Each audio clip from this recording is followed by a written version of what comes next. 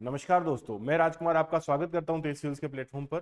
आशा है आप सभी लोगों की पढ़ाई बहुत ही अच्छी चल रही होगी और आप अपनी सेल्फ स्टडी को ऑथेंटिक मटेरियल के द्वारा इन वीडियोस का भी बहुत अच्छे से इस्तेमाल भी कर रहे होंगे।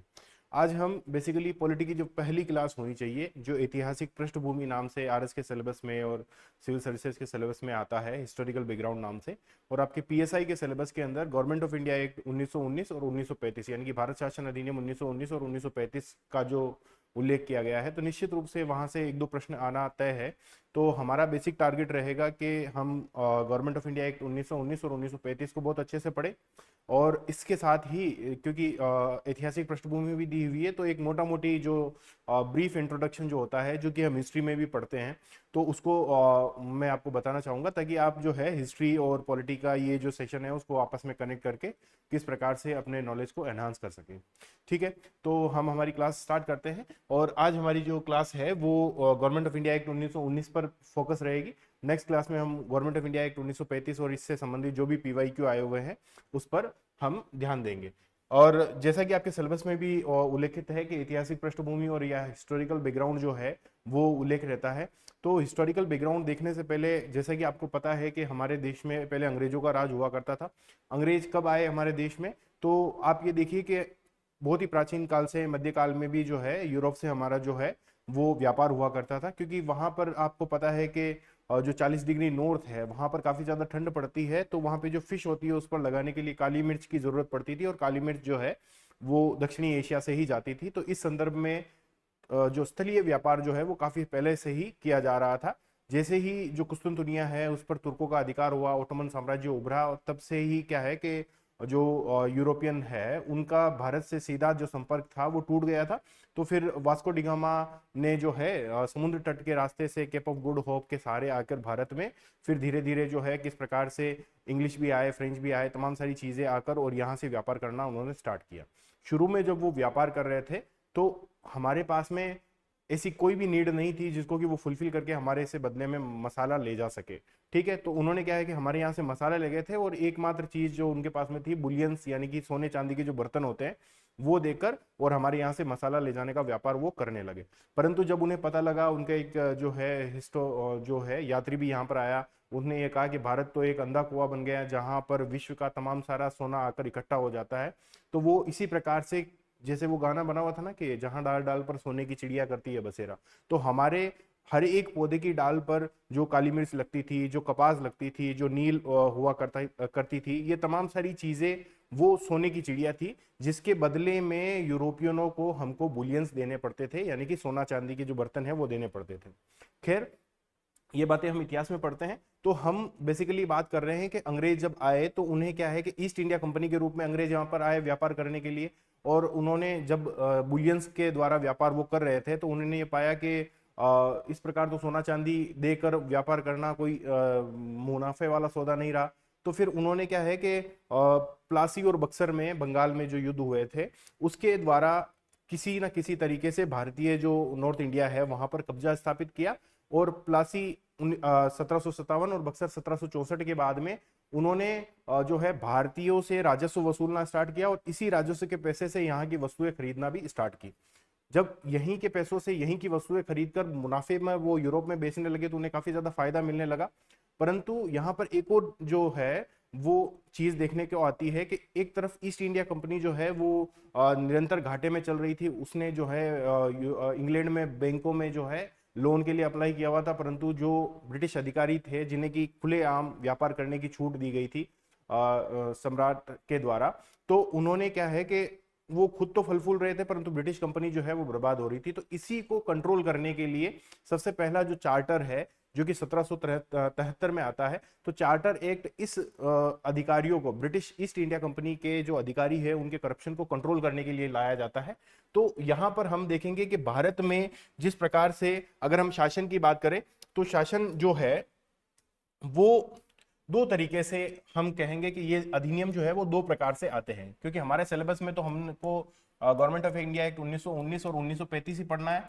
परंतु इससे पहले के बैकग्राउंड को अगर हम देखना चाहे तो ऐसा कह सकते हैं कि जैसे ईस्ट इंडिया कंपनी जो है उसके अधीन में कौन कौन से एक्ट आए या चार्टर एक्ट आए, और फिर जो सम्राट है, जो क्राउन है आपके, उसके अधीन कौन कौन से चार्टर एक्ट आए या फिर कौन कौन से इंडिया एक्ट आए। तो जब हम इसकी बात करते हैं तो सबसे पहले जो चार्टर एक्ट आता है, और वो चार्टर एक्ट आता है आपके 1773 वाला, जिसके तहत आप एक चीज याद रख सकते हैं कि सुप्रीम कोर्ट जो है वो आपके बंगाल का जो कोर्ट है, वहां पर बंगाल में जो है, वेस्ट बंगाल जहां पर कलकत्ता है, तो वहां पे कलकत्ता हाईकोर्ट की स्थापना की जाती है सबसे पहले 1773 में। किस प्रकार से कंपनियों के जो अधिकारी है उन पर जो करप्शन के आरोप लगाए जाते हैं, तो उसके तहत उनके व्यापार को प्रतिबंध किया जाता है, तमाम सारे गवर्नर जनरल और तमाम सारी चीजें बातें की जाती है। हालांकि ये सब हम इतिहास में पढ़ते हैं। इसके बाद में 1784 के अंदर एक पीट्स इंडिया एक्ट आता है, इसको रेगुलेटिंग एक्ट भी कहते हैं। ठीक है, तो ये रेगुलेटिंग एक्ट है,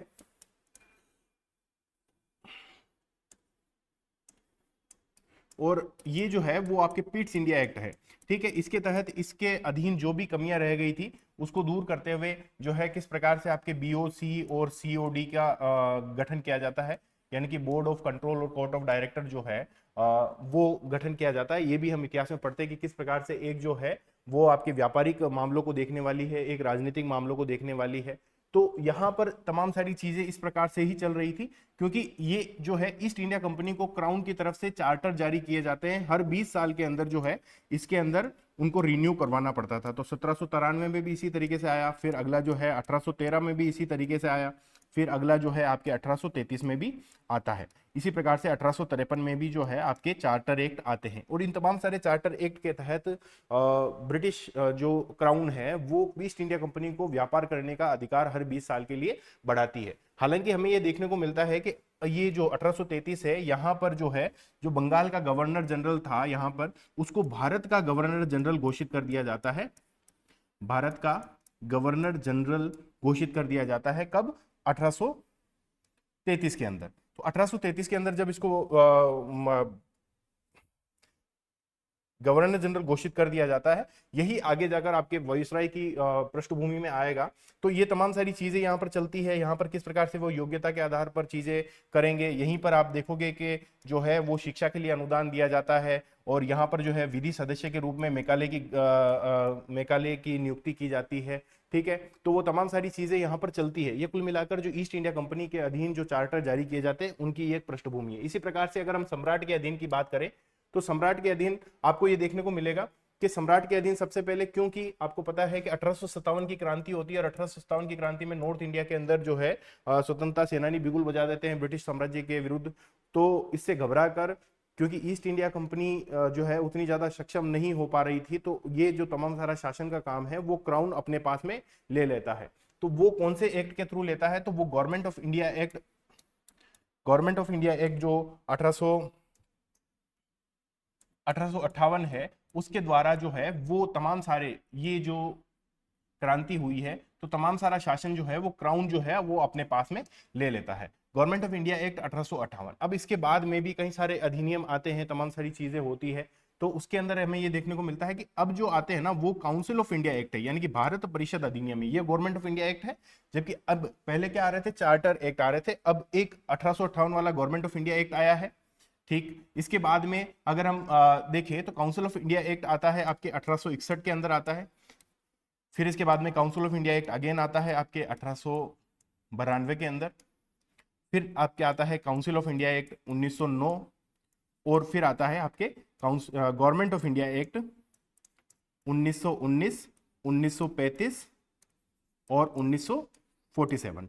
ये जो है वो तमाम सारे जो एक्ट है गवर्नमेंट ऑफ इंडिया एक्ट, ये सम्राट के तहत किस प्रकार से उसके प्रशासन को सुधारा जाए, किस प्रकार से भारतीयों को कुछ भी जो है, आप देखो कि जो गाजर और छड़ी वाली जो फिलोसॉफी होती है कि थोड़ी सी उनको जो सुविधाएं देकर उनको जो है किस प्रकार से और भी ज्यादा गुलाम रखा जा सके और लंबे समय तक गुलाम रखा जा सके, उस रणनीति के तहत तमाम सारे एक्ट लाए जाते हैं। जब हम बात करते हैं तो यहां पर आपको देखने को मिलेगा कि थोड़ा थोड़ा जो है वो प्रतिनिधित्व प्रतिनिधित्व तो नहीं कहेंगे, उनको यूं कहेंगे कि थोड़ी थोड़ी भागीदारी जो है वो देने लगे हैं।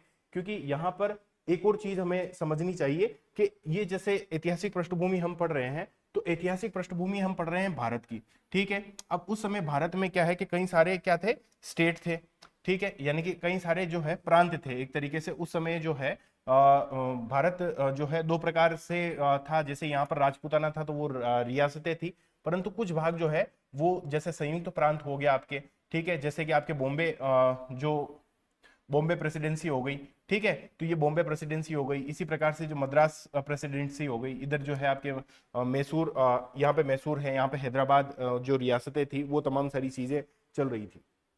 अब ये है कि भारत में ये जो एरिया है यहाँ पर राज करना है, तो एक तो बंगाल में बैठा हुआ था गवर्नर जनरल, ठीक, जो कि गवर्नर जनरल कब तक था, तो ये गवर्नर जनरल केवल और केवल था आपके 1857 तक, ठीक है। यहां पर गवर्नर जनरल जो है उसको वायसराय की उपाधि दे दी जाती है, वायसराय की उपाधि दे दी जाती है, और वायसराय की उपाधि इसलिए दी जाती है क्योंकि जैसे जब वो काउंसिल में बैठता है तब उसको गवर्नर जनरल कहेंगे और अदरवाइज उसको जो है वायसराय कहेंगे। अब भारत पर जो है वो नियंत्रण किस प्रकार से रखा जाएगा, तो वो इस प्रकार रखा जाएगा जैसे कि क्या है कि जैसे बंगाल में बैठा हुआ है आपके गवर्नर जनरल या वायसराय, जो कि वायसराय कब घोषित किया गया है, 1858 के अंदर घोषित किया गया है, ठीक है, ये बंगाल के अंदर बैठा हुआ है।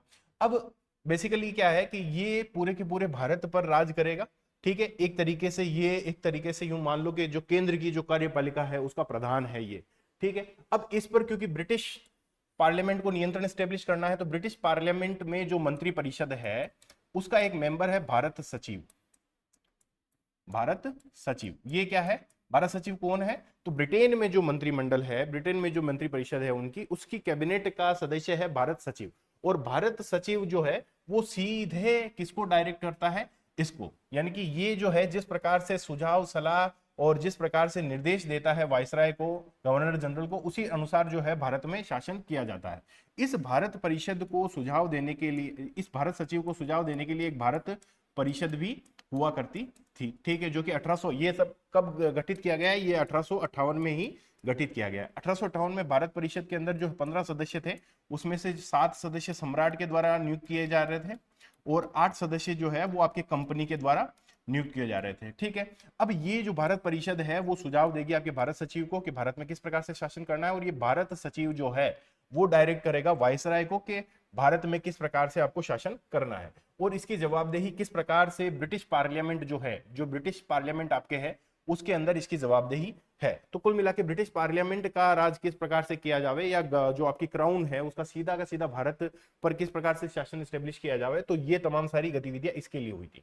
अब ये तो हो गई आपके सेंटर के लेवल पर। अब कई सारी छोटे छोटे प्रांत थे, ठीक है, कई सारी प्रेसिडेंसियां थी, तो वहां पर क्या है कि गवर्नर की नियुक्ति की जाए। जैसे कि ये जो बॉम्बे प्रांत है यहाँ पर एक गवर्नर बिठा दिया, ठीक है, इसको गवर्नर जनरल कहते हैं, इसको गवर्नर कहते हैं, ठीक है। प्रांतों में जो आज भी गवर्नर शब्द है तो वो यहीं से ही लिया गया है कि यहाँ पर क्या है, गवर्नर है।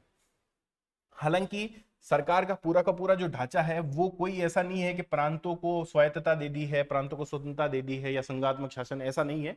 केवल और केवल इसकी ही प्रशासनिक इकाई के रूप में प्रांतों को या प्रेसिडेंसियों का गठन किया गया और वहां पर एक गवर्नर की नियुक्ति की गई, ठीक। तो अगर हम देखना चाहें तो केंद्र जो है, केंद्र में कार्यपालिका के रोल में कौन है, तो आपके गवर्नर जनरल है, ठीक है। और गवर्नर जनरल के अलावा जो इसकी कार्यकारी परिषद है, गवर्नर जनरल और इसकी कार्यकारी परिषद जो है, जो कि इसी के द्वारा नियुक्त की जाती है, वो है। इसके अलावा अगर केंद्र में अगर विधानसभा की बात देखें, केंद्र में विधानमंडल की बात देखें, तो विधानमंडल का प्रावधान थोड़ा थोड़ा जो है हमें, एक सेकेंड, हाँ, तो विधान जो मंडल है, विधानमंडल का थोड़ा थोड़ा प्रावधान हमें ये देखने को मिलता है कि जब हम 1861 की बात करते हैं, ये जो 1861 में कुछ मात्रा में जो है प्रतिनिधित्व तो नहीं कहेंगे, यहाँ पर क्या है कि गैर सरकारी जो सदस्य होते हैं ना, कोई जमींदार है, कोई बंगाल का चेंबर ऑफ कॉमर्स है, वहां से कोई सदस्य उठाकर जो है आपने विधान परिषद के अंदर बिठा दिया है, और वो कोई ज्यादा काम नहीं कर रहे हैं, ठीक है, वो केवल और केवल जो है केवल विचार विमर्श करते थे, कोई काम भी नहीं करते थे, कोई जो है एक्ट भी पारित नहीं करते थे।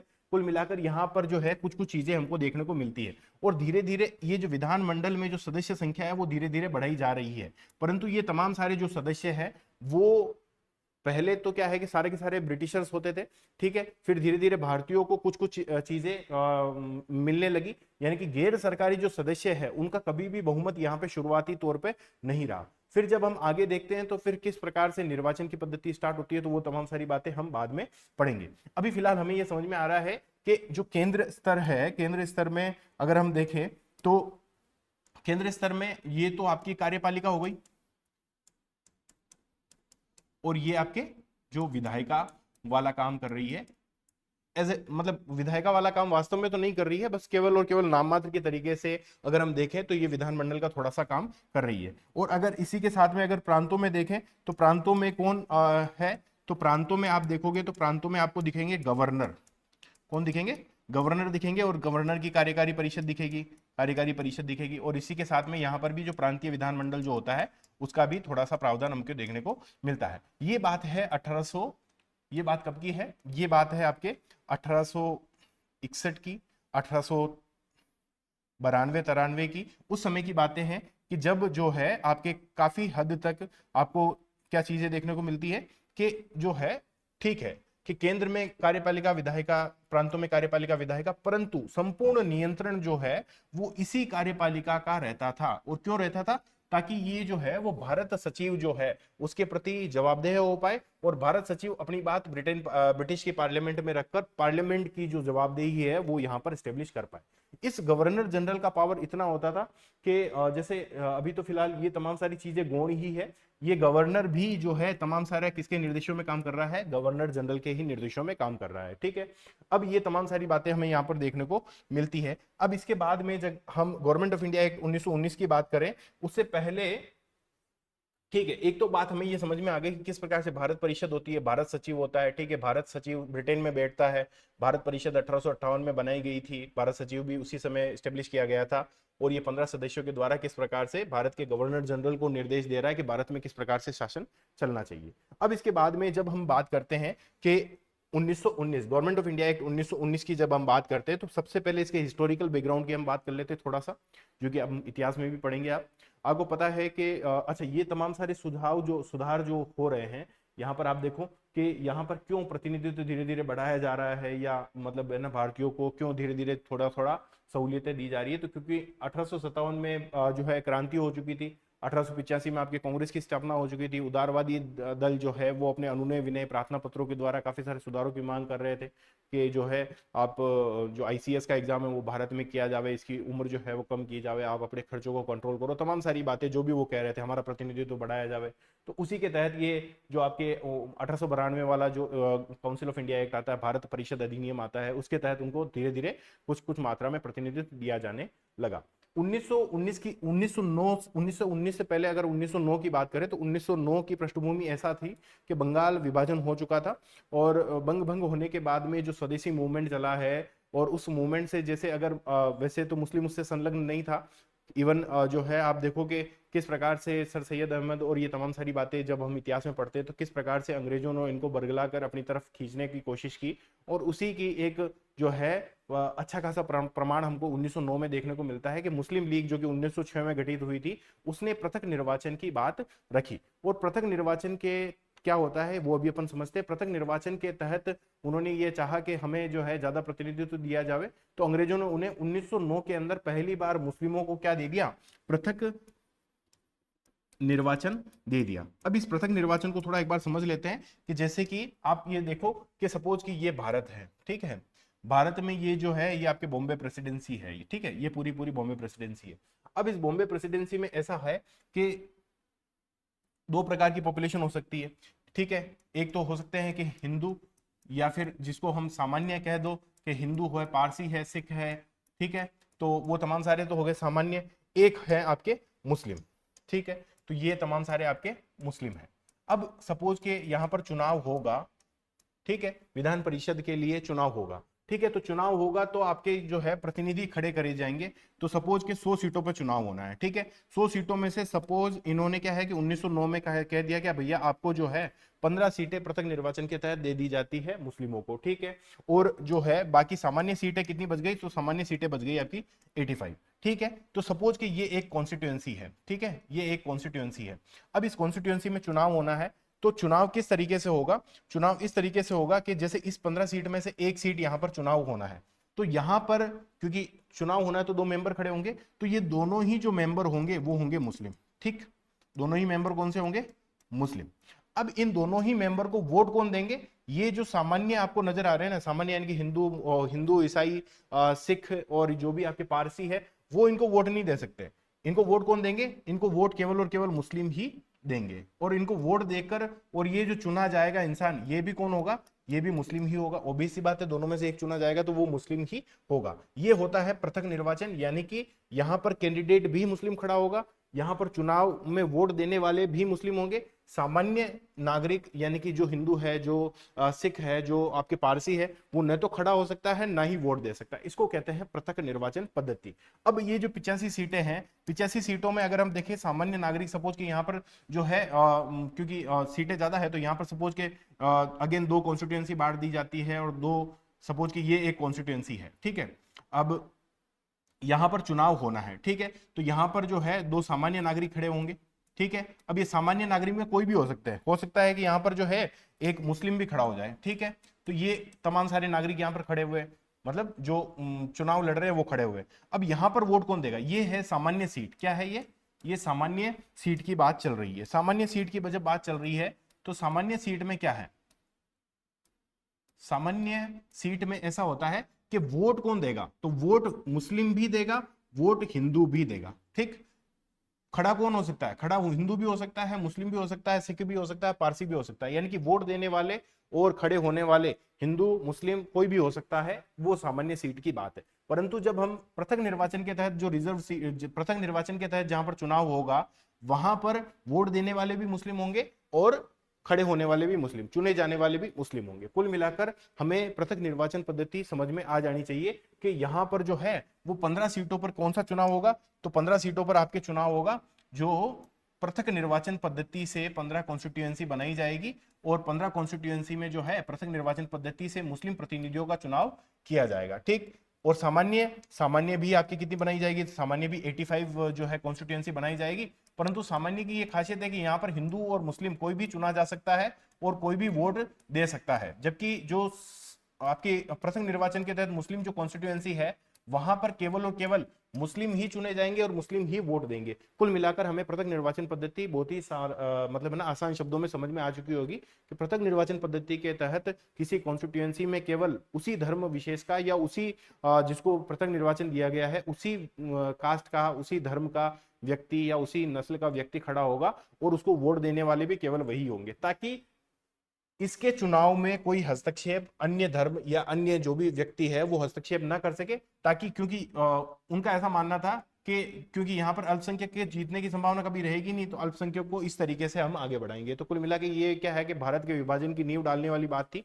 तो मोरले मिंटो ने जब 1909 के अंदर, मोरले मिंटो सुधार के तहत 1909 के अंदर जो है ये पृथक निर्वाचन पद्धति दी है पहली बार, तो ये वाली बात जो है 1909 अधिनियम में हमें देखने को मिलती है। 1909 अधिनियम में एक और बात होती है, और वो कौन सी बात होती है, वो ये बात होती है कि आपके ये जो आपके 1909 अधिनियम है, यहां पर एक और बात होती है। जैसे एक तो आपने देख ही लिया कि पृथक निर्वाचन हो रहा है, ठीक है, एक तो पृथक निर्वाचन हो रहा है, दूसरा क्या है कि यहां पर सबसे पहले जो है एसपी सिन्हा, सत्येंद्र प्रसाद सिन्हा जो है, उनको जो गवर्नर जनरल है उसकी कार्यकारी परिषद, ये जो गवर्नर जनरल अपन ने देखा था, उस गवर्नर जनरल की कार्यकारी परिषद के अंदर सबसे पहला जो इंडियन शामिल किया गया था वो एसपी सिन्हा है। और उनको कब शामिल किया गया था, वो 1909 में शामिल किया गया था। ये तो हो गई आपके ऐतिहासिक पृष्ठभूमि की बात। अब हम आते हैं अपने सिलेबस में जो सीधा सीधा उल्लेखित है कि गवर्नमेंट ऑफ इंडिया एक्ट 1919 में क्या चीजें हैं। तो हिस्टोरिकल बैकग्राउंड की अगर हम बात करें तो क्योंकि 1909 में मुस्लिम लीग को राष्ट्रीय आंदोलन से अलग करने की बातें चल चुकी थी, परंतु 1900 जब 1919 एक्ट की घोषणा की गई उससे पहले कुछ पृष्ठभूमि इस प्रकार से चल रही थी कि 1914 से 1918 तक जो है आपके फर्स्ट वर्ल्ड वॉर जो है वो चल रहा था। फर्स्ट वर्ल्ड वॉर में ब्रिटेन को, इंग्लैंड जो है उसको भारतीय सैनिकों की नीड थी, भारतीय सैनिक किस प्रकार से इस आंदोलन मतलब इस युद्ध में ब्रिटेन का सहयोग करें। परंतु इसी की पृष्ठभूमि में ऐसा है कि 1915 से 1917 तक जो है वो आपके होम रूल लीग आंदोलन भी चल रहा था। होम रूल लीग आंदोलन अपने चरम पर था, एनी बेसेंट और तिलक के नेतृत्व में चलाया गया था। इतिहास में आप लोग पढ़ेंगे। तो जब एनी बेसेंट को गिरफ्तार कर लिया जाता है तो एनी बेसेंट के गिरफ्तार करने के बाद में ये आंदोलन और ज्यादा उग्र हो जाता है और ब्रिटिश जो है वो भारतीयों की जो मोबिलाइजेशन है, जो भारतीयों की मोबिलाइजेशन इस आंदोलन के द्वारा हुई थी, तो उसको सहन करने के इरादे में नहीं थे। इसीलिए उन्होंने होम रूल लीग आंदोलन जब स्थगित करने की शर्त पर उन्होंने कहा कि हम जो है आपको 1917 में ये घोषणा की कि हम आपको क्रमिक रूप से उत्तरदायी सरकार देंगे। और ये जो क्रमिक रूप से उत्तरदायी सरकार की जो घोषणा की है इन्होंने, वो क्यों की है? क्रमिक रूप से उत्तरदायी सरकार हम आपको देंगे। वो घोषणा इसलिए की है क्योंकि इनको सहयोग की नीड थी फर्स्ट वर्ल्ड वॉर में, क्योंकि होम रूल लीग आंदोलन के तहत भारतीय काफी ज्यादा नाराज नजर आ रहे थे। क्योंकि आपको पता है कि 1915 में जो है लखनऊ पैक्ट साइन कर दिया, लखनऊ पैक्ट साइन हो चुका है, और लखनऊ पैक्ट के तहत जो है एक तरफ लीग और कांग्रेस आपस में समझौता कर चुकी है कि हमें जो है अंग्रेजों के खिलाफ इकट्ठा रहना है। एक तरफ आपके नरम दल जो कि गोखले और जो है आपके बनर्जी है, वो तमाम सारा दल, और गरम दल जो कि तिलक के नेतृत्व में था, वो भी आपस में समझौता कर चुका है 1915 लखनऊ पैक्ट के तहत। तो इन तमाम सारी चीजों की पृष्ठभूमि में उनको ये घोषणा करनी पड़ी कि हम आपको क्रमिक रूप से उत्तरदायी सरकार देंगे, और इसी के तहत उन्होंने जो है गवर्नमेंट ऑफ इंडिया एक्ट 1919 जो है उसकी घोषणा की है, और गवर्नमेंट ऑफ इंडिया एक्ट 1919 में इन्होंने क्रमिक रूप से उत्तरदायी सरकार देने की बात कही। अब ये क्रमिक रूप से उत्तरदायी सरकार कौन सी है, तो इसकी अगर हम बात करें तो क्रमिक रूप से उत्तरदायी सरकार, इसकी गवर्नमेंट ऑफ इंडिया एक्ट 1919 जो है इसकी पहली विशेषता ये कही जाती है कि ये क्रमिक रूप से उत्तरदायी सरकार होगी। क्रमिक रूप से उत्तरदायी सरकार। अब ये उत्तरदायी सरकार जो है वो क्या वास्तव में है या छलावे वाली है? तो ये छलावे वाली है। थोड़ा बाद में आपको समझ में आएगा कि किस प्रकार से ये जो है भारतीयों को धोखा देने के लिए क्रमिक रूप से उत्तरदायी सरकार कहा गया था, परंतु वास्तव में उनको कुछ भी नहीं दिया गया था। इसीलिए कुछ जो आपके सुरेंद्र बनर्जी है उनके नेतृत्व में नरम दल इनका सपोर्ट करते हैं, परंतु अधिकांश जो है कांग्रेस और लीग ये तमाम सारी चीजें इनका विरोध भी करती है। अब यहां पर हम देखते हैं क्रमिक रूप से उत्तरदायी सरकार क्या प्रांतों में है क्या या फिर केंद्र में है? तो भैया ये जो उत्तरदायी सरकार की बात की गई है ये केंद्र में तो कतई नहीं है। केंद्र में किसका राज चलेगा? गवर्नर जनरल का राज चलेगा, जिसको कि हम वायसराय भी कहते हैं। ठीक, और ये जो है वो अपनी कार्यकारी परिषद के द्वारा तमाम सारे काम करेंगे। ठीक, हालांकि विधानमंडल होगी, परंतु विधानमंडल के पास में उतने ज्यादा अधिकार बिल्कुल भी नहीं होंगे, और तमाम सारे अधिकार किसके पास में रहेंगे? वायसराय के पास में, कार्यकारी परिषद के पास में रहेंगे। कुल मिला के गवर्नर जनरल जो है उसके पास में रहेंगे। क्यों? क्योंकि जो इंग्लैंड है, इंग्लैंड में जो आपके भारत सचिव बैठा हुआ है उसको जवाब देना है गवर्नर जनरल को, ताकि भारत सचिव ब्रिटिश पार्लियामेंट में अपनी बात रख सके कि भारत में हम राज इस प्रकार से कर रहे हैं, ताकि क्राउन का जो कंट्रोल है वो पर्याप्त रूप से बना रहे। अब बात करें तो उत्तरदायी सरकार क्या वास्तव में नहीं दी गई? नहीं, वो क्या है कि प्रांतों में दी गई, और प्रांतों में भी कैसी दी गई? आंशिक रूप से। प्रांतों में आंशिक उत्तरदायी सरकार की स्थापना की गई। अब ये आंशिक उत्तरदायी सरकार की स्थापना कैसे होती है? तो इसके कई सारे प्रमाण हमें देखने को मिलते हैं कि ये जो उत्तरदायी सरकार है वो आंशिक मात्रा में ही थी। अब इससे पहले क्योंकि केंद्र और प्रांत दो तरीके की सरकारें गठित की जा रही है, तो यहां पर जो है दो अलग अलग तरीके के विषय जो है उसकी बात की जाती है कि एक तो होगी केंद्रीय सूची, एक तो होगी आपके केंद्रीय सूची जिस पर अधिकार होगा आपके गवर्नर जनरल और वायसराय का, और वो जो है वो केंद्रीय सूची पर कानून बनाएगा। ठीक, हालांकि यहां पर विधानमंडल जो है उसमें जो है आपके राज्य परिषद, यानी कि दो सदनों की बात की जाती है, राज्य परिषद और केंद्रीय विधानमंडल की बात की जाती है, तो उसकी थोड़ी बहुत बातें वहां पर विचार विमर्श के लिए रखी जाएगी, परंतु सारा का सारा जो अधिकार है वो कहां पर केंद्रित है? गवर्नर जनरल के पास में। तो फिर राज्यों को प्रांत जो है, प्रांतों में जो है वो प्रांतीय सूची दी जाती है, प्रांतीय सूची दी जाती है, और प्रांतीय सूची में हालांकि कुछ विषय डाले जाते हैं, परंतु अधिकांश इंपॉर्टेंट विषय जैसे रक्षा हुआ, विदेश मामले हुए, जनगणना हुआ, वैसे तमाम सारे इंपॉर्टेंट मामले जो है आपके केंद्रीय सूची में रखे जाते हैं। प्रांतीय सूची में भी कुछ विषय रखे जाते हैं, जैसे पुलिस हुआ, लोक सेवा हुआ, वित्त हुआ, राजस्व हुआ, परंतु क्योंकि इनको आंशिक ही देना था, इनको क्या है कि पूरे अधिकार नहीं देने थे, इसीलिए इस प्रांतीय सूची को उन्होंने क्या है कि दो भागों में बांट दिया। और दो भागों में किस प्रकार से बांटा? तो एक तो सूची उन्होंने रखी आरक्षित, एक तो सूची रखी उन्होंने आरक्षित, एक रखी उन्होंने हस्तांतरित। तो हस्तांतरित यानी कि जो ट्रांसफर्ड सब्जेक्ट है, आरक्षित यानी कि जो रिजर्व्ड सब्जेक्ट है, ये क्या लफड़ा है? तो आपको पता है कि जो प्रांतों में जो है, प्रांतों में कौन कार्यपालिका कौन है? तो गवर्नर है भैया। ठीक है, यहां पर गवर्नर जनरल है, यहां पर गवर्नर है। ठीक है, जैसे बॉम्बे प्रांत में कौन है? गवर्नर है। गवर्नर और उसकी कार्यकारी परिषद है, गवर्नर और उसकी कार्यकारी परिषद है। ठीक है, यहां पर भी विधानमंडल होगा साहब, ठीक है, विधानमंडल होगा, परंतु विधानमंडल के पास में उतने ज्यादा अधिकार नहीं होंगे। ठीक है, सपोज कि ये आपके विधानमंडल है, ठीक है, विधानमंडल में जो है कुछ सदस्य चुने जा रहे हैं, तो ये सदस्य आपके चुनकर आए हैं। ठीक, और ये जो सदस्य है आपके वो नामित सदस्य हैं, यानी कि नामांकित जो सदस्य हैं वो। अभी इसको थोड़ा सा और समझते हैं। पहले ये देखो, आपकी प्रांतीय सूची को दो विषयों में बांट दिया, आरक्षित और हस्तांतरित। ऐसा क्यों किया गया? ताकि वो जो है पावर जो ट्रांसफर कर रहे हैं वो आंशिक मात्रा में हो, पूरी मात्रा में ना हो। कैसे? तो आरक्षित विषय में जो है वो कानून बनाने का अधिकार और उसको लागू करने का अधिकार किसको होगा? तो वो तमाम सारा अधिकार होगा आपके गवर्नर को। ठीक है, गवर्नर और उसकी कार्यकारी परिषद ये तमाम सारे जो है आरक्षित विषयों पर कानून बनाएगी और उसको लागू करेगी। और आरक्षित विषयों में कौन कौन से विषय शामिल किए जाएंगे? तो जैसे पुलिस हुआ, ठीक है, जितने भी इंपॉर्टेंट विषय हुए, जैसे कि वित्त हुआ, जैसे कि राजस्व हुआ,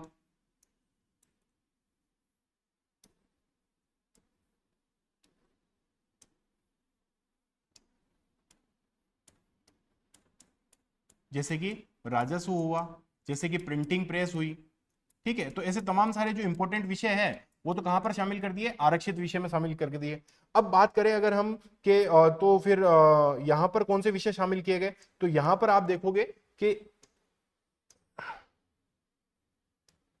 हाँ, तो हस्तांतरित विषय जो है, हस्तांतरित विषय में कौन से विषय शामिल किए गए? तो हस्तांतरित विषय में बहुत ही गौण विषय, जैसे कि आपको नालियां बनानी है, आपको सड़कें बनानी है, ठीक है, आपको कुएं बनाने हैं, यानी कि लोक सेवा के जो काम है, ठीक है, आपके जो स्थानीय शासन के जो काम है, आपको पता हो ना म्यूनसिपालिटीज ये सब कुछ क्या करती है? नालियां बनाना, सड़कें बनाना, कुएं बनाना, तो ये तमाम सारे काम है। ठीक है, जैसे शिक्षा हुआ, जैसे स्वास्थ्य हुआ। हालांकि शिक्षा और स्वास्थ्य आपको ऐसा लग रहा है ये तो बहुत ही बड़े बड़े सब्जेक्ट हैं, परंतु बिना वित्त के शिक्षा और स्वास्थ्य क्या कर सकती है? सपोज कि ये ऐसा जो है निर्णय भी कर ले कि हमें बहुत सारे जो है अस्पताल बनाने, बहुत सारे विद्यालय बनाने, परंतु बिना वित्त के, बिना राजस्व के क्या ये कर सकते हैं? नहीं कर सकते। यानी कि हस्तांतरित विषय जो है वहां पर ये तमाम सारे सब्जेक्ट दिए गए, और हस्तांतरित विषयों पर कानून बनाने का अधिकार किसको होगा? उसको लागू करने का अधिकार किसको होगा?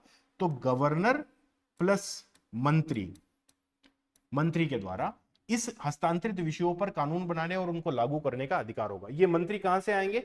तो ये मंत्री जो है वो आपके इसी में से आएंगे। ठीक है, तो अब ये इसी में से आएंगे, इसका मतलब क्या है? इसी में से आएंगे इसका मतलब ये है कि सपोज कि ये मेंबर इसका फेवरेट है तो इसको उठा लिया, ये मेंबर इसका फेवरेट है इसको उठा लिया, ये इसका फेवरेट है, ये इसका फेवरेट है, तो सपोज कि ये तमाम सारे जो मंत्री है उसको यहां पर उठाकर यहां पर एक जो गवर्नर और उसकी मंत्री परिषद जो है वो बना दी जाती है। और वो गवर्नर और मंत्री परिषद इन हस्तांतरित विषयों में कौन से कानून बनना चाहिए, किस प्रकार से उनको इंप्लीमेंट किया जाना चाहिए, इसका बारे में निर्णय लेगी। परंतु आरक्षित विषयों पर कौन निर्णय लेगी? तो गवर्नर और कार्यकारी परिषद निर्णय लेगी।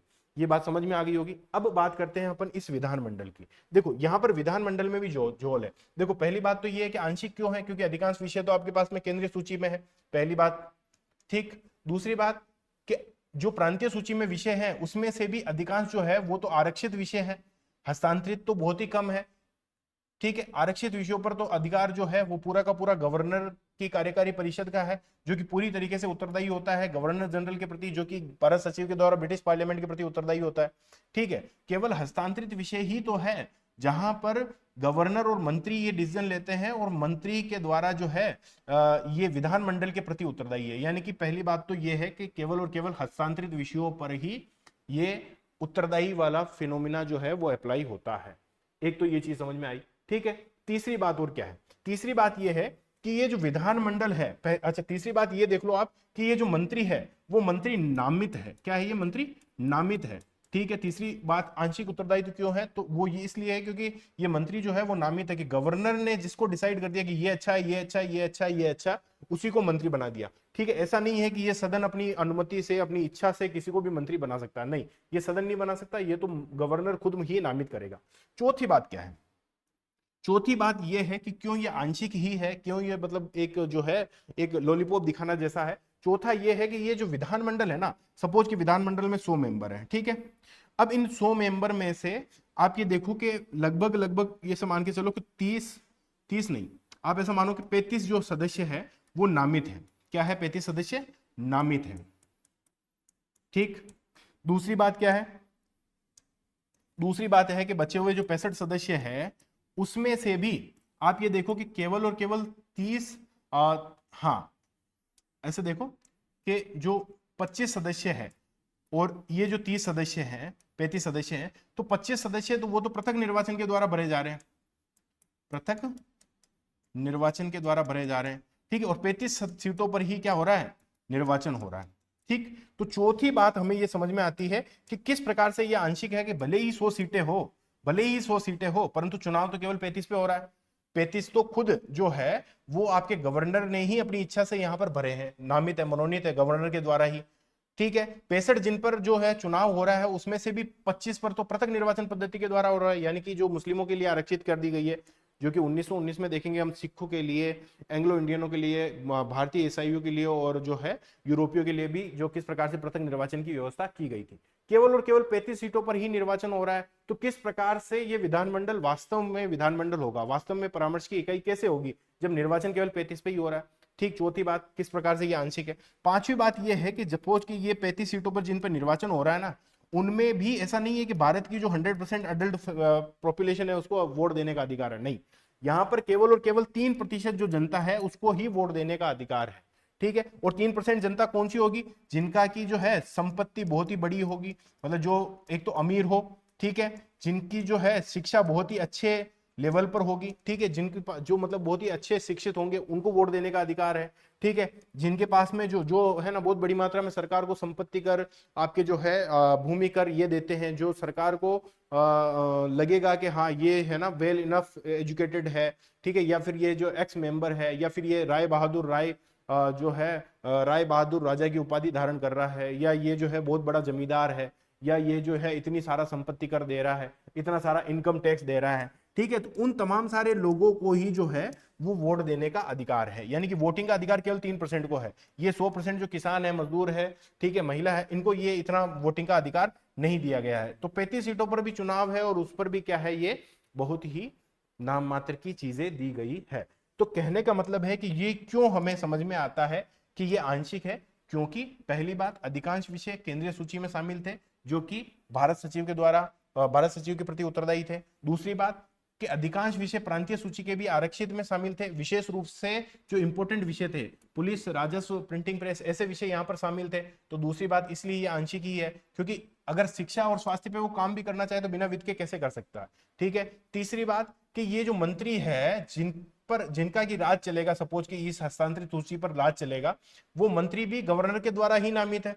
ठीक है, चौथी बात ये जो है वो जिन 100 सदस्यों का निर्वाचन होना है उसमें से तो केवल 35 सदस्यों का ही निर्वाचन होगा, बाकी का तो या तो पृथक निर्वाचन होगा या फिर वो खुद गवर्नर के द्वारा नामित होंगे।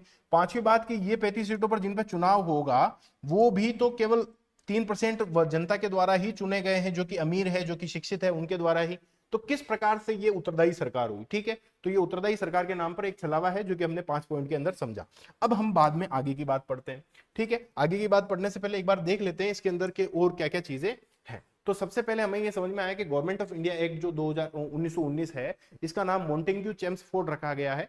ये जो कि भारत सचिव और जो गवर्नर जनरल है उनके नाम है, मॉन्टेग्यू और चेम्सफोर्ड, तो उनके नाम पर इस सुधार का नाम रखा गया है। जैसा कि मैंने आपको कहा था कि 1917 में होम रूल लीग आंदोलन के एंड करने के नाम पर जो है इन्होंने कहा था कि हम आपके यहाँ पर जो है क्रमिक रूप से उत्तरदायी सरकार की स्थापना करेंगे, इसीलिए इन्होंने गवर्नमेंट ऑफ इंडिया एक्ट की घोषणा की। परंतु ये क्रमिक रूप से उत्तरदायी सरकार कैसी होगी, ये आंशिक उत्तरदायी तो होगा, वो भी प्रांतों में होगा, केंद्र में नहीं। ठीक है, केंद्र में उत्तरदायी सरकार नहीं होगी क्योंकि केंद्र में जो सपरिषद गवर्नर जनरल है, यानी कि जो वाइसराय है आपके, वो तो भारत सचिव के प्रति उत्तरदायी था। ठीक है, भारत सचिव के प्रति ब्रिटिश संसद के प्रति जो है वो उत्तरदायी था, भारत सचिव के द्वारा संसद के प्रति, ब्रिटिश संसद के प्रति उत्तरदायी था। ठीक है, तो केवल और केवल प्रांतों में ही उत्तरदायी तो दिया गया है, और वो भी कैसा दिया गया है, वो भी आपके आंशिक दिया गया है। पहली बात, सिंपल क्वेश्चन तो ऐसा आ सकता है कि प्रांतों में सबसे पहले उत्तरदायी सरकार की स्थापना कब की गई, तो 1919 में की गई। ठीक है, हाँ, प्रांतों में जो है आंशिक उत्तरदायित्व की स्थापना 1919 में की गई।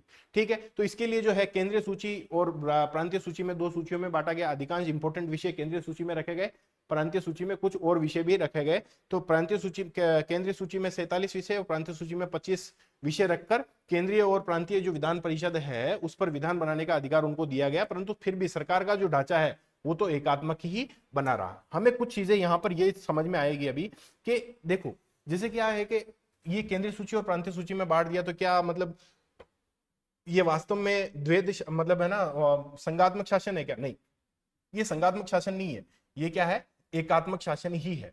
क्योंकि ये जो गवर्नर जनरल है वो भारत सचिव के निर्देश और नियंत्रण के अनुसार काम करेगा, और ये जो गवर्नर है यहाँ पर ये जो गवर्नर है आपके, वो गवर्नर जो है इसी गवर्नर जनरल के निर्देशों के अनुसार काम करेगा, चाहे वो आरक्षित विषय की बात हो चाहे हस्तांतरित विषय की बात हो। वो जब चाहे किसी भी हस्तांतरित विषय पर चर्चा रोक सकता है, वो जब चाहे किसी भी हस्तांतरित विषय पर अध्यादेश जारी कर सकता है, वो जब चाहे यहाँ के द्वारा पारित किए गए किसी विधेयक पर वीटो जारी कर सकता है, वो जब चाहे तब जो है किसी भी चर्चा को रोक सकता है, उसके अनुदान की मांगों को रोक सकता है। तो कुल मिलाकर ये जो है एकात्मक ही ढांचा है। ठीक है, ये छठा जो है किस प्रकार से आंशिक उत्तरदायित्व है, तो उसको हम कर सकते हैं कि ये गवर्नर जो है वो हाईकोर्ट की शक्तियों को आप कम कर रहे हो तो इनके विधेयक को रोक सकता है। ठीक है, वो किसी भी विधेयक को, जो ये प्रांतीय विधानमंडल है उसके किसी भी विधेयक को गवर्नर जनरल के विचारार्थ आरक्षित कर सकता है। तो इस प्रकार से कई सारे कंट्रोल जो है वो हमें देखने को मिलते हैं। इसीलिए हम कहते हैं कि ये जो है वो क्या है, एकात्मक ही ढांचा बना रहा, ऐसा नहीं है कि ये संघात्मक ढांचा हो जा रहा है। ठीक है, और प्रांतों में किस प्रकार से डायरकी जो है, द्वैध शासन जो है उसका स्टार्ट किया गया। द्वैध शासन का जो शब्द है वो लियोनिस कार्टिस ने सबसे पहले दिया था, और उसने ये बताया था कि अगर आपको प्रांतों में, मतलब भारत में ये दिखाना भी है कि हमने उत्तरदायी सरकार की स्थापना कर दी और करना भी नहीं है, तो फिर आप ऐसा करो कि वहां पर डायरकी लागू कर दो, यानी कि द्वैध शासन लागू कर दो। जो प्रांतीय विषय है उसको दो भागों में बांटो और इंपॉर्टेंट विषय आरक्षित में रख दो और अनइंपोर्टेंट विषय जो है वो हस्तांतरित में रख दो, तो आधी बातें तो वहीं पे खत्म हो जाएगी।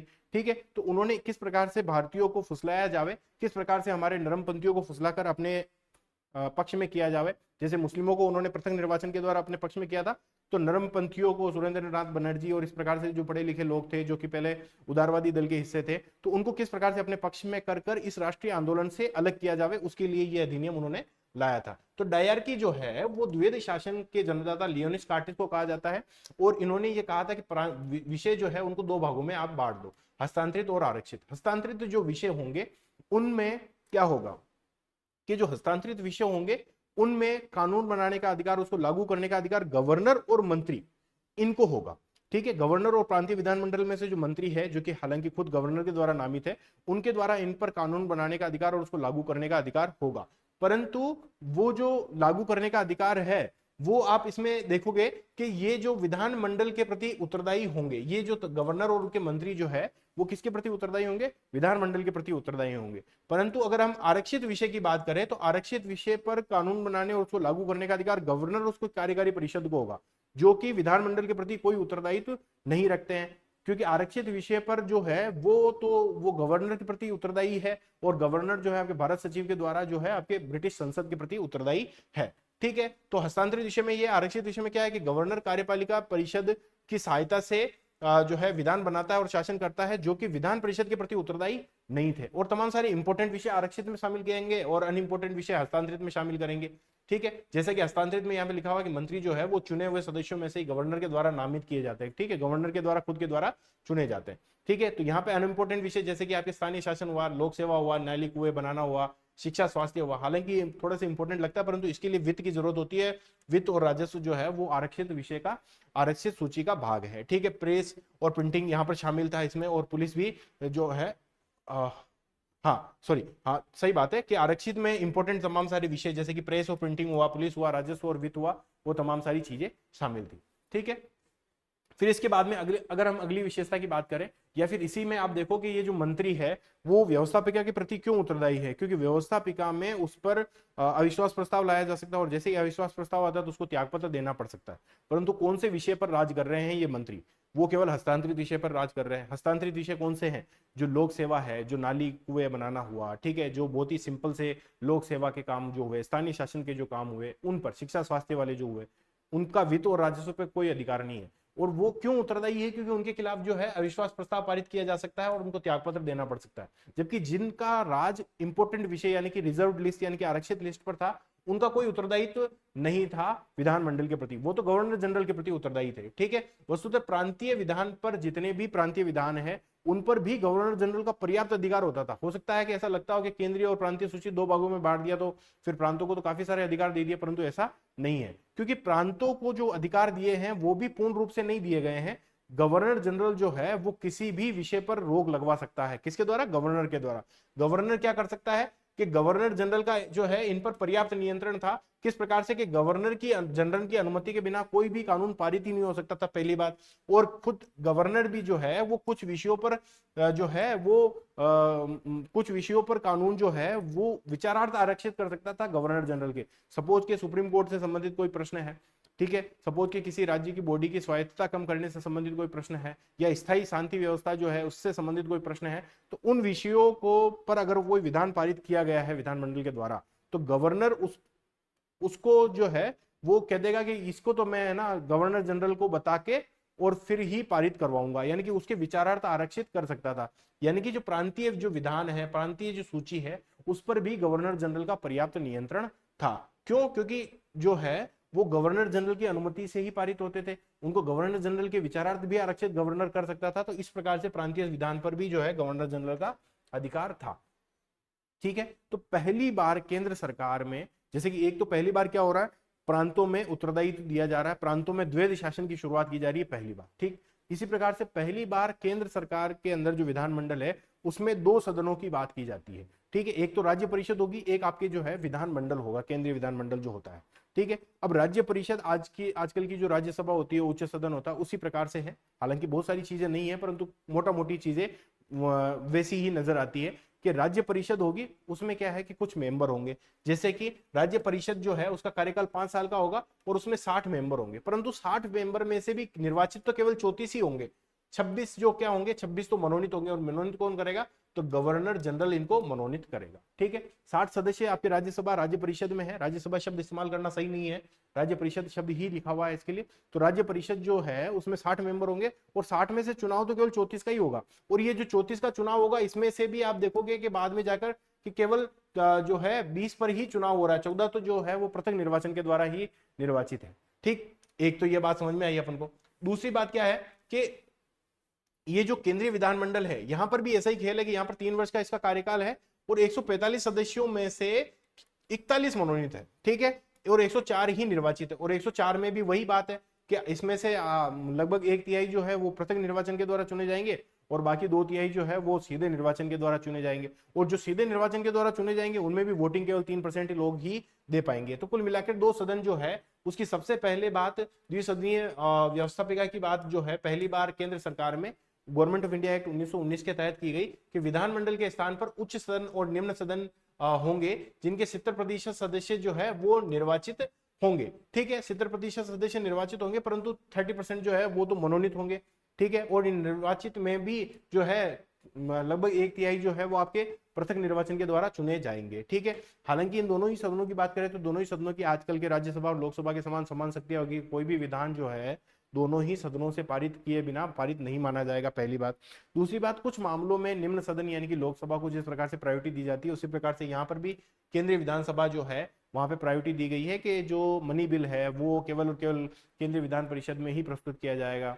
ठीक है, तो वो तमाम सारी बातें यहाँ पर भी है कि दोनों सदनों की शक्तियां समान होगी, बजट दोनों में पास होगा, परंतु मनी बिल जो है वो केवल निम्न सदन में ही प्रस्तुत किया जाएगा। और जिस प्रकार से दोनों ही सदनों में अगर टकराव होती है तो हमारे यहाँ पर संयुक्त अधिवेशन की बात की जाती है, तो संयुक्त अधिवेशन, संयुक्त बैठक, संयुक्त सम्मेलन की बात भी गवर्नमेंट ऑफ इंडिया एक्ट 1919 में ही कही गई थी, और उसी की लेगेसी आगे कंटिन्यू की गई है कि टकराव होने की स्थिति में संयुक्त बैठक, कॉन्फ्रेंस और कमेटी का प्रावधान भी गवर्नमेंट ऑफ इंडिया एक्ट 1919 में किया गया था। तो ये वाली विशेषता के बाद में अगर अगली विशेषता की तरफ बढ़ना चाहे तो पहली बार जो है आपको देखने को मिलेगा कि प्रत्यक्ष निर्वाचन पद्धति हुई। ठीक है, जैसे पहली बार द्वैध शासन हो गया प्रांतों में, पहली बार आपके द्विविधानमंडल मतलब है ना द्विसदनीय विधानमंडल हो गया केंद्र में। ठीक है, तो पहली बार ही आपके जो है प्रत्यक्ष निर्वाचन पद्धति देखने को मिलेगी कि पहली बार लोग वोट देंगे, क्योंकि 1909 तक और उससे पहले तक जो है कोई भी प्रत्यक्ष निर्वाचन पद्धति नहीं थी। परंतु ये जो प्रत्यक्ष निर्वाचन पद्धति है वो ऐसा नहीं है अडल्ट फ्रेंचाइजीज है कि 18 साल से प्लस जो भी व्यक्ति है वो वोट दे पाएंगे, नहीं। यहाँ पर केवल और केवल जो 3% लोग जो है, हालांकि अगर उस समय के 3% देखा जाए तो 15 लाख हो जाते हैं, परंतु 15 लाख बहुत ही कम संख्या थी उस समय की पॉपुलेशन के मुताबिक। ठीक है, तो केवल और केवल 15% लोग, मतलब 3% लोग जो कि 15 लाख लोग थे, वो ही वोट दे सकते हैं। और वो भी किसके आधार पर वोट दे सकते हैं? वो केवल और केवल संपत्ति के आधार पर, संपत्ति कर जो वो दे रहे हैं उसके आधार पर, उनकी जो शिक्षा है उसके आधार पर वोट दे सकते हैं। ऐसा नहीं है कि सभी को वोट देने का अधिकार दिया गया, पहली बात। दूसरी बात, जो उच्च सदन है, उच्च सदन में कौन सदस्य होंगे? जो कि राय बहादुर है ना, राजा, महाराजा, ऐसी कोई टाइटल होल्डर, मतलब ऐसा कोई टाइटल धारण कर रहे हो, ऐसी कोई उपाधि धारण कर रहे हो, पहली बात। दूसरी बात, जो कि आपके सीनेट जो है, जो आपकी उच्च सदन है उसके एक्स काउंसिल मेंबर हो। ठीक है, पहले के से मेंबर रहे हो। ठीक है। तीसरी बात, जो आपकी यूनिवर्सिटी है उसकी सीनेट के मेंबर हो। तो इस प्रकार से जो बहुत ही ज्यादा शिक्षित यूनिवर्सिटी के सीनेट के सदस्य हो, या पहले से ही एक्स काउंसिल मेंबर रहे हो, या फिर कोई टाइटल जो है वो होल्ड कर रहे हो, कोई उपाधि धारण कर रखी हो, राय बहादुर है ना, महाराजा, राजा, इस तरीके की कोई उपाधि उन्होंने धारण कर रखी हो, उनको ही उच्च सदन में सदस्यता दी जाएंगी। और निम्न सदन में जिन्होंने 50 रुपए भूमि कर दिया हो, या 2000 की आय पर जो इनकम टैक्स दे रहे हो, या इनके पास में इतनी इतनी फला फला जो इतनी जमीन हो, तो वो ही वोट देने का अधिकार था। सामान्य नागरिकों को वोट देने का अधिकार नहीं था। यानी कि शिक्षा, संपत्ति और कर के आधार पर वोट देने का अधिकार था। कुछ टाइटल होल्डर, कुछ यूनिवर्सिटी के सीनेट के सदस्य या एक्स काउंसिल मेंबर को ही उच्च सदन में जाने का अधिकार था। तो ये जो वोटिंग है वो प्रत्यक्ष निर्वाचन भले ही कह दी जावे, परंतु प्रत्यक्ष निर्वाचन सभी सदस्यों तक नहीं है, यूनिवर्सल एडल्ट फ्रेंचाइजीज नहीं है। ये केवल और केवल लिमिटेड संख्या में, लिमिटेड जो शिक्षित लोग हैं जो कर देते हैं, उन्हीं को ही शामिल किया गया। ठीक है, तो पहली पहली 4 चीजें हमने पढ़ ली है। ठीक है, एक पहली, अब अगली 5वीं चीज ये कि पहली बार महिलाओं को वोट देने का अधिकार दिया गया। वही बात है कि जो शिक्षित होगी, या फिर जो टाइटल होल्ड कर रही होगी, या फिर जो है कोई महिला जो है भूमि कर दे रही होगी, इनकम टैक्स दे रही होगी, तो उसको वोट देने का अधिकार पहली बार दिया गया। हालांकि कई सारी रिस्ट्रिक्शन यहाँ पर भी मौजूद थी। ठीक है, और दूसरी बात यह है कि पहली बार तो नहीं है, क्योंकि 1909 में मुस्लिमों को पृथक निर्वाचन दे दिया गया था। और इसी पृथक निर्वाचन, हमने विस्तार में पृथक निर्वाचन को पढ़ लिया था, इसी पृथक निर्वाचन को और विस्तृत किया गया 1919 गवर्नमेंट ऑफ इंडिया एक्ट में, ताकि इस राष्ट्रीय आंदोलन की धारा से किस प्रकार से सिखों को, किस प्रकार से जो है अन्य जो भारतीय है उनको अलग किया जा सके। जो भी आपके एंग्लो इंडियन है, ठीक है, जो भी आपके भारतीय ईसाई है, जो कि यूरोपीय है, जो भी सिख है, उनको किस प्रकार से इस राष्ट्रीय आंदोलन से अलग किया जाए। तो इनको भी जो है पृथक निर्वाचन की लॉलीपॉप दे दी कि भैया आपको भी पृथक निर्वाचन दिया जाएगा। पृथक निर्वाचन अगेन कि जैसे कि ये पंजाब प्रांत है, पंजाब प्रांत में अब क्या होगा कि 2 प्रकार की पॉपुलेशन हो गई। एक तो हो गया आपके हिंदू, ठीक, एक हो गया आपके जो आपके सिख पॉपुलेशन है वो। ठीक है, तो सिख पॉपुलेशन है वो और हिंदू पॉपुलेशन है वो। तो सिख जब खड़ा होगा, सिख जब खड़ा होगा तब वोट देने का अधिकार किसको होगा? सिख को ही होगा। ठीक है, खड़ा भी सिख होगा, वोट भी सिख देगा, और जीत के भी कौन जाएगा? सिख ही जाएगा। यानी कि वहां पर सीट जो रिजर्व होगी वो सिखों के लिए ही होगी। जबकि सामान्य जो सीट है, सामान्य सीट में जो है वो खड़ा सामान्य व्यक्ति भी हो सकता है, सिख व्यक्ति भी हो सकता है, सामान्य व्यक्ति भी हो सकता है। वोट जो है सिख भी देगा, सामान्य भी देगा, समान सारी चीजें देगा। तो यहाँ पर कोई भी जीत के जा सकता है। तो ये जो है किस प्रकार से पृथक निर्वाचन जो है उसका विस्तार किया जाए, सांप्रदायिक जो निर्वाचन पद्धति है उसका विस्तार किया जाता है 1919 गवर्नमेंट ऑफ इंडिया एक्ट में।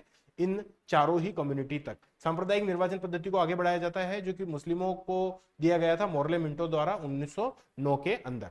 ठीक है, क्योंकि प्रांतीय सूची बन गई है, केंद्रीय सूची बन गई है, तो पहली बार जो है वो राज्यों को पृथक बजट बनाने का भी अधिकार यहां पर दिया जाता है। ठीक, दूसरी बात, इसके बाद में अगर देखोगे तो केंद्र में जो बजट है, अच्छा एक और ये वाली और चीज है कि ये जो है आप देखो कि जैसे काफी समय से बात चल रही थी कि भारत सचिव, क्योंकि वो ब्रिटेन में बैठा हुआ, ब्रिटेन की मंत्रिमंडल का सदस्य है, तो उसकी सैलरी हमारे भारतीय राजस्व से क्यों जानी चाहिए? तो ब्रिटिशों का यह तर्क था कि ये भैया भारत का भी तो काम करता है, इसलिए भारतीय राजस्व से जाती है। तो उन्होंने क्या है कि इसका सोल्यूशन निकाल दिया कि ठीक है, अब भारत सचिव का वेतन जो है वो भारतीय राजस्व से मत देना, परंतु भारत सचिव के कुछ ऐसे काम है, जैसे कि कमिश्नरेट वाले जो काम है, तो उनको ऐसा करो, एक नया पद हमने क्रिएट कर दिया है, ब्रिटिश उपायुक्त उनको हम कहेंगे। ठीक है, जो हाई कमिश्नर होते हैं, जो एम्बेसडर होते हैं, भारत के एम्बेसडर के रूप में वो काम करेगा, और इस एम्बेसडर की जो सैलरी है वो आपके भारतीय राजस्व से जाएगी, ब्रिटिश जो भारत सचिव है उसकी नहीं जाएगी। ठीक है, तो यहां पर उन्होंने एक नया पद गठित किया गया लंदन में, उपायुक्त, जो कि हाई कमिश्नर फॉर इंडिया या एम्बेसडर के नाम से भी जाना जा सकता है, का कार्यालय सर्जन किया, और भारत सचिव के कुछ कार्य उसे स्थानांतरित कर दिए। अब सचिव का वेतन जो है वो भारतीय राजस्व से नहीं जा रहा है, किसका वेतन जा रहा है? उपायुक्त का वेतन ही भारतीय राजस्व से जाएगा, और इसका वेतन कहां से जाएगा? ब्रिटिश राजस्व से जाएगा। ठीक, एक और क्या बात है कि ये जो हम यूपीएससी देखते हैं, इसकी भी न्यूज सबसे पहले जो है हमको गवर्नमेंट ऑफ इंडिया एक्ट 1919 में देखने को मिलती है कि सीपीएससी यानी कि सेंट्रल पब्लिक सर्विस कमीशन की बात वहां पर की गई थी, और उसी के तहत 1926 के अंदर सबसे पहली बार जो है सेंट्रल पब्लिक सर्विस कमीशन के रूप का गठन किया गया था लोक सेवाओं में भर्ती करने के लिए। ठीक है, और एक ये भी व्यवस्था की गई क्योंकि हमने यहाँ पर काफी सारी चीजें पहली बार दी है कि पहली बार जो है आपके प्रांतों में द्वितीय शासन, पहली बार आपके महिलाओं को वोट देने का अधिकार, पहली बार प्रत्यक्ष निर्वाचन पद्धति, पहली बार जो है आपके तमाम सारी चीजें दी गई है। तो उन तमाम सारी चीजों को किस प्रकार से आप पचाओगे, तो इसकी समीक्षा के लिए आपको एक जो है 10 वर्ष बाद में एक कमीशन का एक जो है कमीशन, एक आयोग जो है वो समीक्षा इसकी करेगा कि आपने कितना सुधार किया, या क्या आप सुधार के लायक भी हो या नहीं हो, आपको जो प्रतिनिधित्व दिया जा रहा है विधानमंडल में, जो आपकी संख्या बढ़ाई जा रही है, आपको जो प्रत्यक्ष निर्वाचन पद्धति दी जा रही है, आप इसके लायक भी हो या नहीं हो, आपको जो हस्तांतरित विषय दिया जा रहे हैं इसके लायक भी हो या नहीं हो। तो इसकी समीक्षा के लिए 10 वर्ष बाद में एक कमेटी गठित की जाएगी, जिसका कि हम इतिहास में जिक्र साइमन कमीशन के रूप में सुनते हैं कि साइमन कमीशन आता है 1927 के अंदर। आना 10 वर्ष बाद था, परंतु 2 वर्ष पहले ही आ जाता है। और किस प्रकार से ये अपनी रिकमेंडेशन देता है, इसका किस प्रकार से विरोध होता है, श्वेत कमीशन इसको कहते हैं, ये हम इतिहास में हम पढ़ते हैं। ठीक है, इसके बाद में अगर हम देखें 1919 के अंदर और क्या किया गया, तो कार्यकारिणी जो है, क्योंकि आपको पता है कि 1909 में पहली बार ब्रिटिश जो गवर्नर जनरल है उसकी कार्यकारिणी में एकमात्र भारतीय सदस्य एसपी सिन्हा, सत्येंद्र प्रसाद सिन्हा की नियुक्ति की गई थी। अब यहाँ पर उन्होंने सदस्य की संख्या बढ़ाकर 3 कर दी, परंतु इन तीनों को ही गौण सब्जेक्ट ही दिए जाएंगे, गौण जो विभाग है उसी का ही उनको जो है जिम्मा सौंपा जाएगा। उनको कभी भी कमांडर इन चीफ या वित्त ऐसे कोई इंपॉर्टेंट विषय नहीं दिए जाएंगे। उनको कौन से विषय दिए जाएंगे, उनको दिए जाएंगे विधि हुआ, शिक्षा हुआ, श्रम हुआ, स्वास्थ्य हुआ, उद्योग विभाग हुआ, ऐसे ही विभाग उनको दिए जाएंगे। तो गवर्नर जनरल की जो कार्यकारिणी परिषद में 8 सदस्य है, उसमें से 3 जो है वो भारतीय नियुक्त किए जाएंगे, 5 अंग्रेजी रहेंगे। और ये जो है उनको कभी भी कमांडर इन चीफ जो है वो नहीं बनाया गया। कैसे अनइंपॉर्टेंट विषय विधि, शिक्षा, श्रम, स्वास्थ्य और उद्योग जैसे विषय उनको हमेशा ही दिए गए। ठीक है, फिर हम देखें कि जो गवर्नर जनरल है वो ऐसा नहीं है कि जैसे प्रांतीय और केंद्रीय 2 सूचियों में बांट दिया तो प्रांतों के पास में बहुत सारा अधिकार हो गया, नहीं। प्रांतों पर कंट्रोल करने के लिए गवर्नर जनरल के पास में अथाह पावर थी। वो किसी भी विषय पर अध्यादेश जारी कर सकता था, वो किसी भी विषय पर वीटो कर सकता था, वो किसी भी विषय को जो है गवर्नर से विचारार्थ आरक्षित करवा सकता था, वो किसी भी विषय पर प्रस्ताव जो है वो पारित करवा सकता था। अगर कोई प्रस्ताव पारित हो गया तो उस पर वीटो जारी कर सकता था। ठीक है, चर्चा को बीच में रुकवा सकता था, स्थगन प्रस्ताव लागू करवा सकता था, किसी भी सदन को भंग करवा सकता था, किसी भी सदन के खिलाफ समन जारी करवा सकता था। तो गवर्नर जनरल जो है वो आपके क्या है कि केंद्र बिंदु है इस सत्ता का। ठीक है, गवर्नर जनरल को मांगों पर कटौती करने का अधिकार था, केंद्रीय व्यवस्थापिका द्वारा अस्वीकार किए गए प्रस्तावों को भी पारित करने का अधिकार था। सपोज कि केंद्रीय व्यवस्थापिका ने उसको अस्वीकार कर दिया, उसको भी पारित करने का अधिकार किसके पास में है, गवर्नर जनरल के पास में। अध्यादेश जारी करने का अधिकार भी इसके पास में था। ठीक है, सदनों को समन जारी कर सकता था, सदनों को भंग कर सकता था, चर्चा को बीच में रोक सकता था, स्थगन प्रस्ताव ला सकता था। ऐसे तमाम सारे अधिकार किसके पास में थे, आपके गवर्नर जनरल के पास में थे। तो कुल मिलाकर हमें ये समझ में आता है कि गवर्नर जनरल काफी ज्यादा पावरफुल व्यक्ति है। हालांकि काफी सारे चीजें समय दर समय सुधरने की शुरुआत हुई है, कि जैसे कि आप 1892 में देखोगे तो बजट पर चर्चा का भी प्रावधान नहीं था।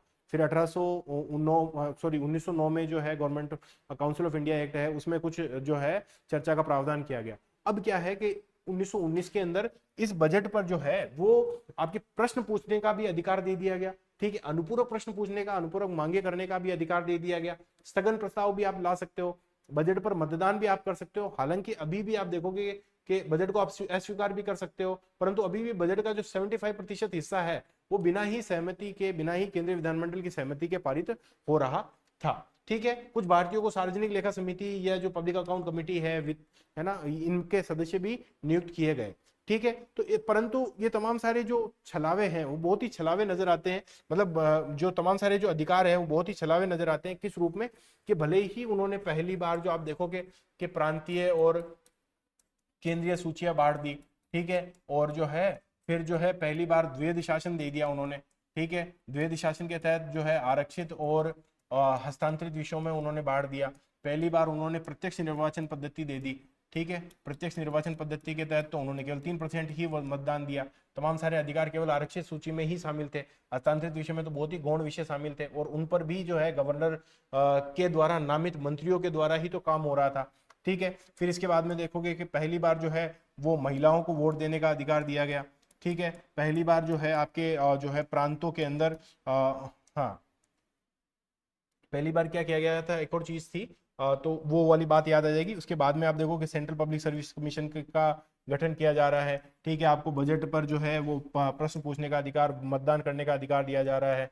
ठीक है, इसके अलावा भी कई सारी चीजें थी। तो वो तमाम सारी चीजें हालांकि यहाँ पर सुधार के रूप में हमको पता चलती है कि किस प्रकार से जो है पहली बार द्विसदनीय विधानसभा की बात चल रही है। ठीक है, द्विसदनीय केंद्रीय विधानमंडल की बात चल रही है, कि वहां पर जो है वो आपके राज्य परिषद और केंद्रीय विधानमंडल जो है केंद्रीय विधानमंडल जो है वो होगी। तो वो तमाम सारी बातें ठीक है, परंतु ये तमाम सारी चीजें हर्डल ही हर्डल है। कैसे कि तमाम सारे इंपॉर्टेंट जो विषय है वो तो आपने कहां पर शामिल कर दिए, वो तो आपने केंद्रीय सूची में शामिल कर दिए, और प्रांतीय सूची में कुछ अनइंपॉर्टेंट विषय जैसे कि आपने शामिल कर दिए, परंतु उसमें से भी आरक्षित विषयों में ही तमाम सारे इंपॉर्टेंट जैसे पुलिस हुआ, राजस्व हुआ, वित्त हुआ, वो तो यहाँ पे डाल दिए। यहाँ पर शिक्षा स्वास्थ्य भले ही डाला, परंतु बिना वित्त के उनका क्या काम। ठीक है, प्रत्यक्ष निर्वाचन भले ही आपने दे दिया, परंतु 3% जनता को ही आपको दिया, को ही आपने वोटिंग का अधिकार दिया। महिलाओं पर भी कई सारी रिस्ट्रिक्शन वोटिंग के बावजूद लागू रही। द्विसदनीय विधायिका आपने लगा दी, ठीक है, परंतु यहाँ पर आप देखोगे कि मैक्सिमम जो है वो तो या तो मनोनीत थे या फिर जो है पृथक निर्वाचन के द्वारा ही निर्वाचित थे। निर्वाचित तो बहुत ही कम थे।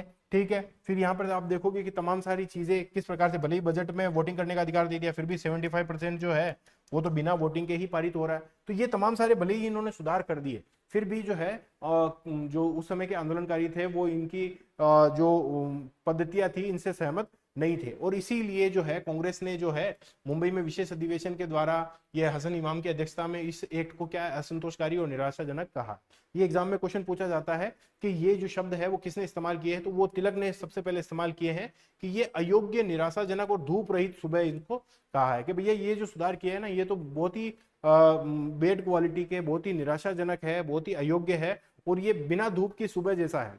ठीक है, जैसे बिना धूप के सुबह होती है ना उस प्रकार से ये चीजें हैं, तो इसको अनवर्दी, डिसअपॉइंटिंग और ए सनलेस डॉन की तरफ, मतलब बिना सूरज की सुबह के रूप में इनको बताया है। तो इस प्रकार से आपके गवर्नमेंट ऑफ इंडिया एक्ट 1919 है वो कंप्लीट होता है, और इसके साथ में हमने जो है पूरी ऐतिहासिक पृष्ठभूमि, किस प्रकार से चार्टर एक्ट है, गवर्नमेंट ऑफ इंडिया एक्ट की जो पृष्ठभूमि है वो तमाम सारी चीजें हमने पढ़ी है, और पृथक निर्वाचन को अच्छे से समझाते हुए, और किस प्रकार से केंद्र और प्रांत में कार्यपालिका और विधायिका वर्क करती है, उसके बाद में एक एक विशेषताएं जहां से प्रश्न पूछे जा सकते हैं। हम जो प्रीवियस ईयर प्रश्न देखेंगे तो उसके अंदर भी ये बातें देखने को मिलेगी।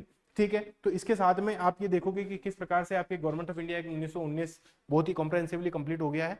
अगली वीडियो में हम जो है वो गवर्नमेंट ऑफ इंडिया एक्ट 1935 पढ़ेंगे, और कुछ पीवीआईक्यू का भी डिस्कशन कर लेंगे, ताकि आपको ये जो डिस्कशन हुआ है उसका फायदा हो रहा है या नहीं हो रहा है इसका भी हमें पता लग जाएगा। ठीक है, वीडियो देखने के लिए आपका धन्यवाद, आपका दिन शुभ हो। और अगर आपको ये वीडियो पसंद आते हैं तो आप इसको शेयर कर सकते हैं। अगर आप पहली बार वीडियो देख रहे हो तो आप हमारे चैनल को सब्सक्राइब कर सकते हो, और वीडियो को लाइक और देखने के लिए आपका धन्यवाद। ठीक है, आपका दिन शुभ हो।